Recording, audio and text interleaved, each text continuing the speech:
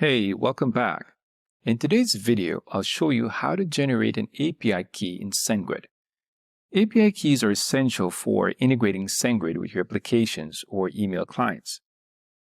First, log into your SendGrid dashboard. Navigate to Settings. Click on API Keys. Click on Create API Key to begin. You'll need to give your API key a name. Make sure it's descriptive if you plan on managing multiple API keys. Then, choose the permissions for the key: full access, read-only, or restricted access. If you're unsure, full access is usually the best choice. Once you've set the permissions, click Create and View, and your API key will be generated. Be sure to copy the key immediately, as you won't be able to view it again after this step.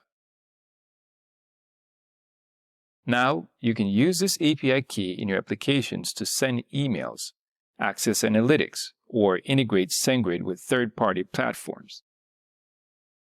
That's all for this one. If you found this helpful, be sure to like and subscribe for more tutorials. If you haven't tried SendGrid, just hit the link in the description and get your free trial today.